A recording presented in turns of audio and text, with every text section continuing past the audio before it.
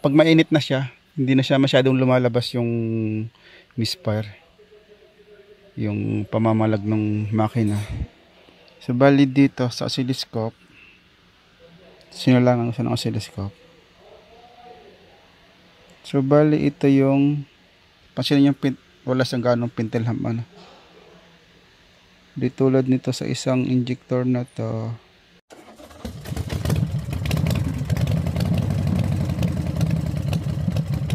So good day mga boss, matayo itong Toyota Avalon, itong unit na to. So bali 3 times na daw itong 3 times na daw yung complaint nito na engine misfire, engine light on, saka engine misfire, route idling, itong unit na to.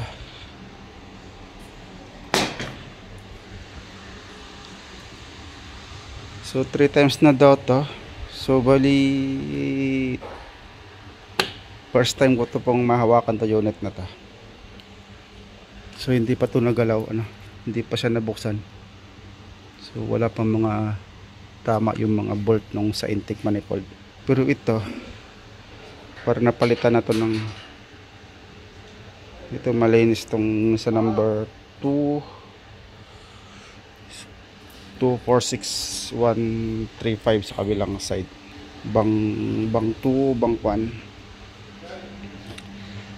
So bali 3 times na complain, napabalik-balik itong unit. So bali dito sa amin hindi pa namin na try to dito, hindi pa nakapunta to dito yung unit na to. Baka sa location namin, sa ibang location, sila ginawa to, itong unit na to. So paandalhin ko na lang. So start ko lang itong unit para ma-check natin. So may engine light, traction, ABS. Parang ito yung sakit ng Avalon to kasi ilan na ba akong mga previous video ko na puro Avalon ng ginawa ko. Bali parang pang-apat na tayo ta. May 3 na akong naka-upload sa YouTube ko. Ito job order nila. Engine light 3 times, traction light 3 times, warning light on dashboard 3 times, fix braking brake, fix barking brake 3 times. So puro 3 times lahat. So antayin natin na bumaba yung RPM para malaman natin. Kasi pag mataas yung RPM, hindi natin maramdaman na may misfire. Meron maramdaman na may misfire. So try natin, baka matsambahan natin ta. So, ito na yung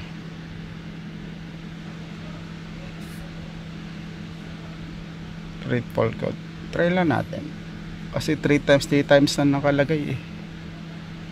Di pa nila natsambahan, baka tayo matsambahan natin to.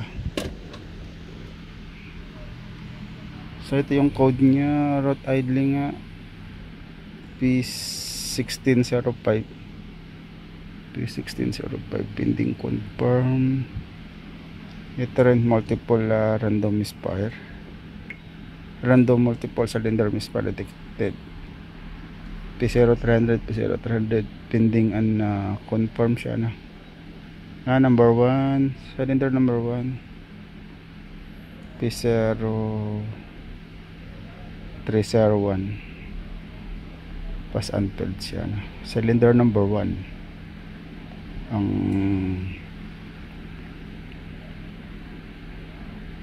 data stream. Confirm lang natin na kung number 1 nga yung may issue.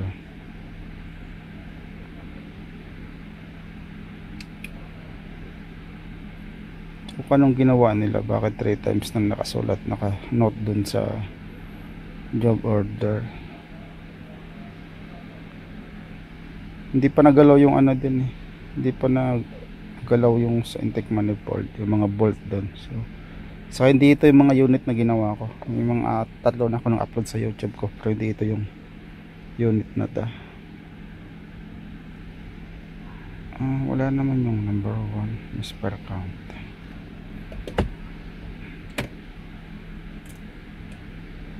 So may mga in-upload ako na injector, spark plug ang issue. Ito baka injector di siguro ito.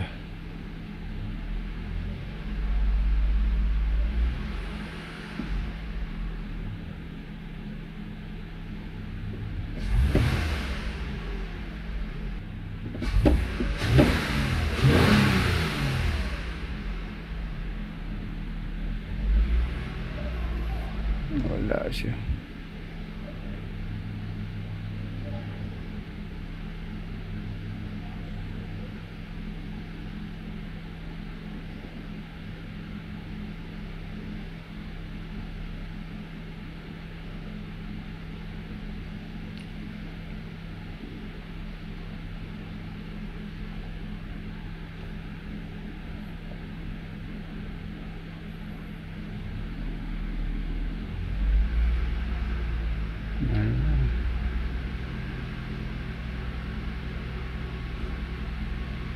May panginginig ko. Ramdam yung panginginig pero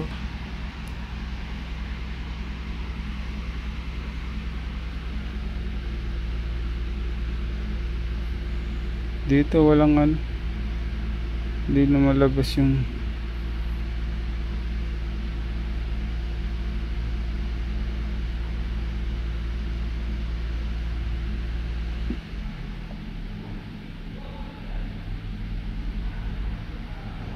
ating route na to kung babasahin.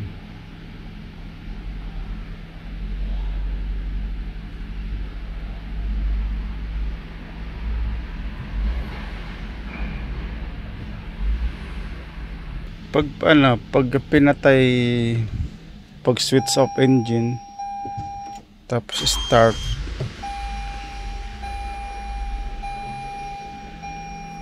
nagkakaroon ng count yung number 1. Yan na.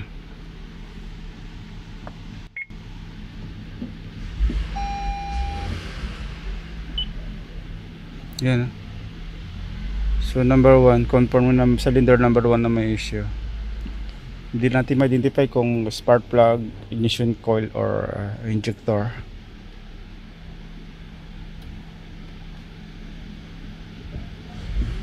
Wala na naman. Okay na naman.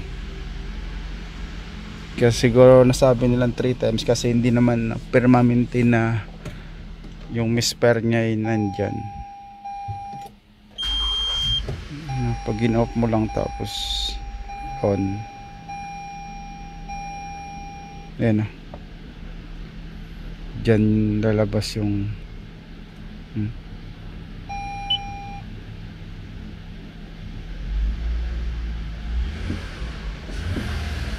wala na, okay na ulit.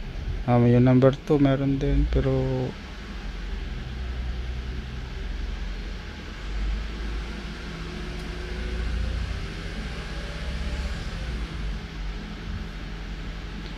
dito ka sa Manibela maramdaman ng panginginig. Medyo solo lang gawa nung against the light tayo. Dito sa Manibela maramdaman yung panginginig niya pag naka 1.5 RPM ano.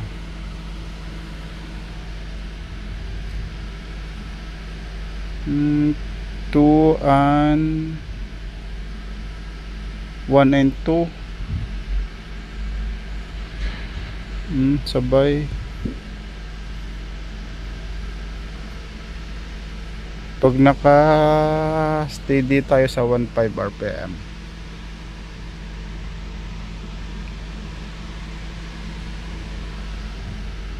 yung dalawa ang mayroon, 1 and 2.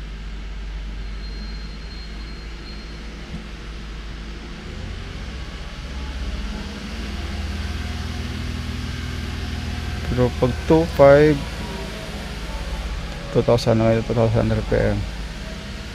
Yan, po 2000 RPM. No, number 5 meron din. Ito.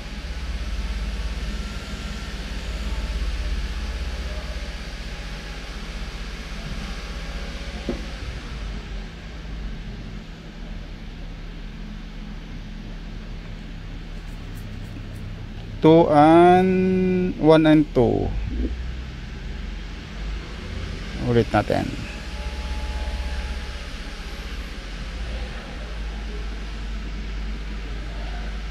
One and 2. Pero dito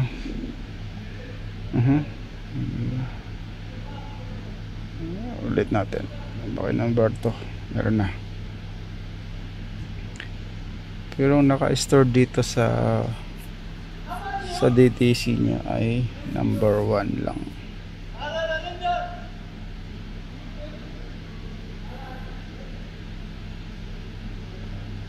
So number 1 lang. So magki-clear ako ng DTC. Smart DTC natin, baka meron pang ibang code DTC niya.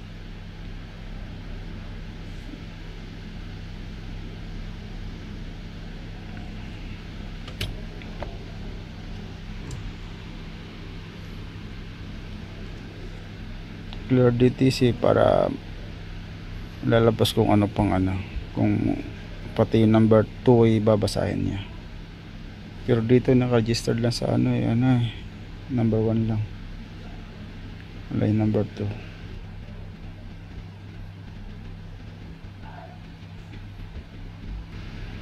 So sa aircon, dami aircon, combination meter, navigation system, park access. So mga history na to, history na yan, driver motor. Pag clear na lang natin to. Doon tayo po sa engine control module sa misfire. Mga history na yung mga DTC kasali din. So SM enter, no code, wala na rin engine light. Ano siya, pag mainit na siya, hindi na siya masyadong lumalabas yung misfire, yung pamamalag ng makina. So bali dito sa oscilloscope, sinulangan ko siya ng oscilloscope. So bali ito yung pansinin yung wala siyang ganong pintle hump ano. Di tulad nito sa isang injector na to, ayan na, mapapansin niya. So yun na, mayroon siyang mechanical movement pero mataas yung pintle hump niya. Di tulad na sa isa na ito, ayan, wala mapapansin niya, wala kayong makita rito.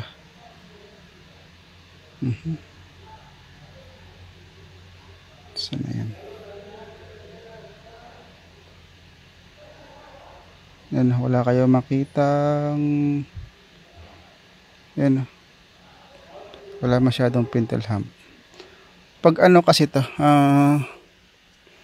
pag sa unang andar mo, sa unang start may lalabas, pero pag matagal na siyang umaandar, wala na. Pero pag in-RPM mo siya, magkakameron siya, lalabas siya. Lalabas yung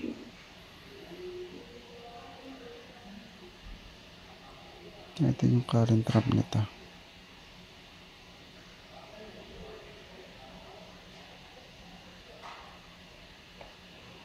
Masyadong zoom kaya wala masyadong gaanong kita. Yan, yan, papansinin niya kumpara rito sa isang ito. Yan, ganoon din number 2 o number 1 lang ito. Sa bank 1 lang ito ako nag-check, hindi ko pa na-check sa kabila. Siya number 2. So magbubukas ako ng intake manifold.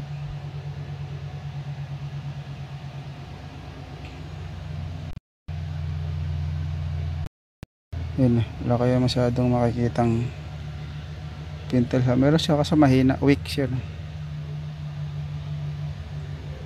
May mechanical movement siya pero mahina. So nawawala siya kasi pag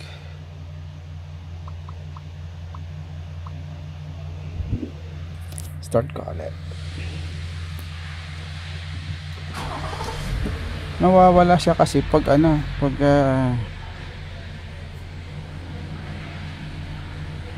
yan, wala siya. Okay siya ngayon.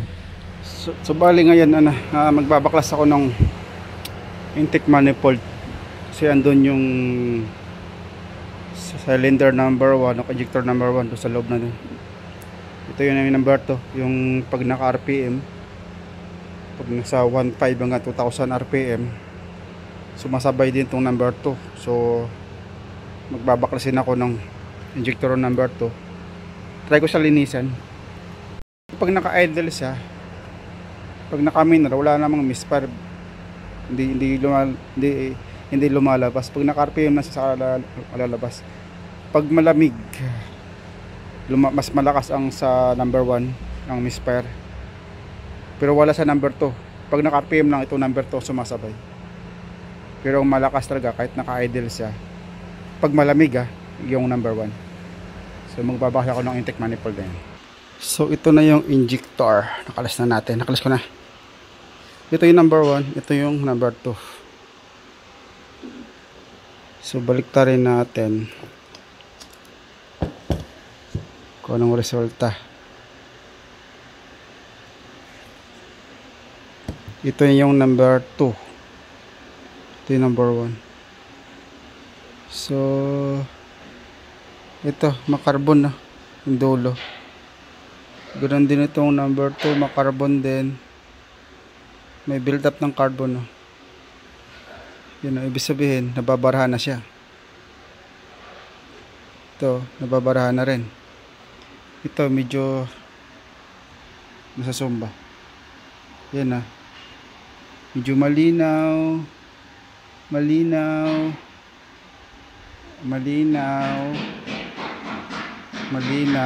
Ito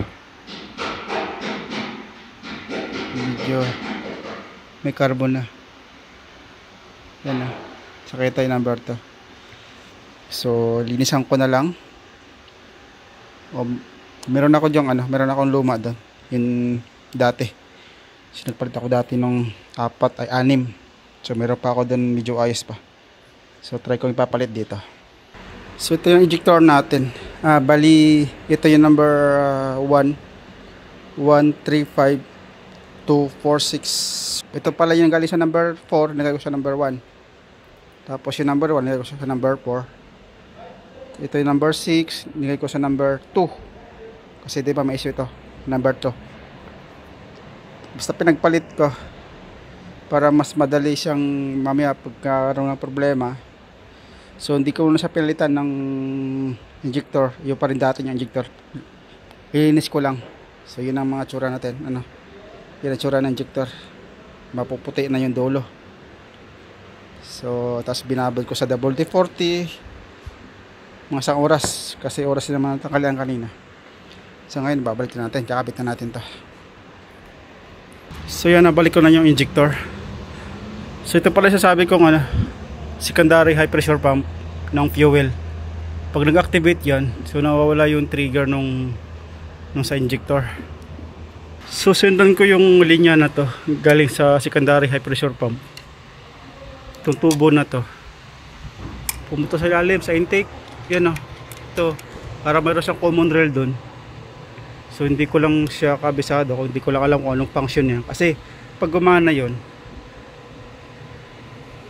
nawawala yung supply nito ng injector, ng 6 na injector, nawawala yung supply, kina-cut off niya pag nag-activate yung high pressure pump, secondary high pressure pump. Ikaw lang kung paano siya gumagana, pero meron siyang pinaka-common rail sa ilalim.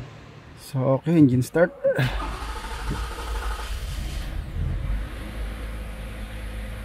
So check natin kung palyado pa rin.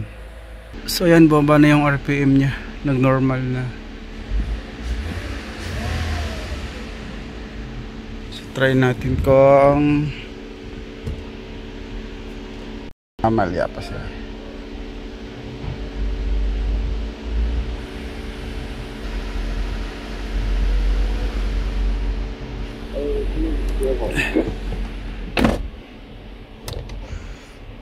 $2,000 RPM. Pero try ko bukas ng umaga. Kasi kanina nung unang andar ko, nung malamig pa siya, unang paandar ko sa kanya, maano yung palya niya sunod-sunod Tapos nung uminit na, wala na, pawala-wala. 2,000 RPM. So wala pang palya. 2,500, 3,000. So bukas umaga subukan ko ulit. Update kayo bukas na umaga. Okay guys, good morning. So check natin to, update na. Check natin tong unit. So 7:13 AM ang oras. So engine start. Check natin tong kung may misfire pa siya. So kahapon kasi, pero parang wala na ano.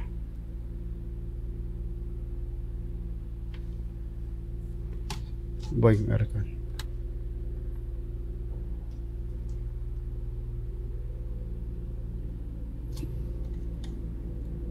So nasa 1,000 mahigit, 1211 RPM. Parang wala na ako naramdaman na panginginig.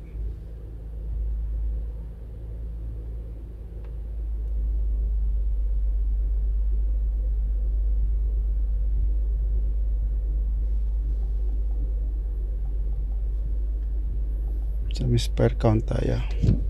Si kahapon to ano nung bago ko siya binaklas, bago ko siya linis yung injector.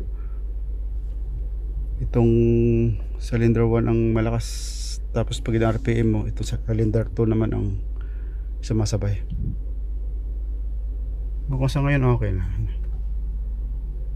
So abangan natin pag normal yung RPM. So yan, bababa na, nag normal RPM na siya na, nasa 800 RPM.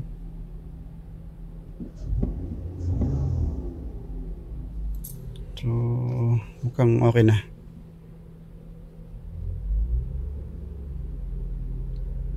.15 RPM.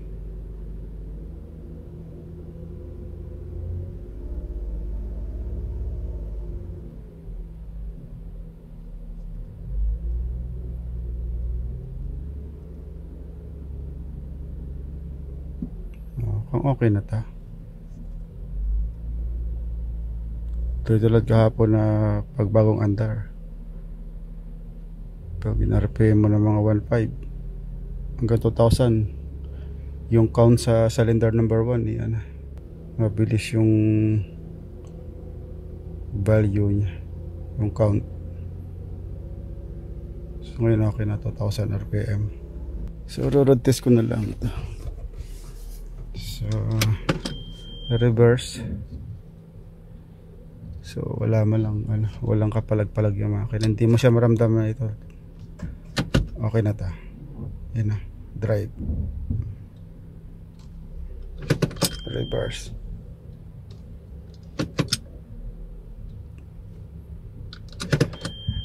Reverse. Drive.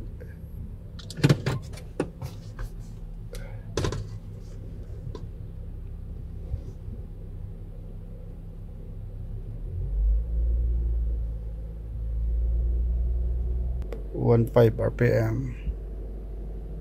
Okay na ito, natsambahan. Problem solved.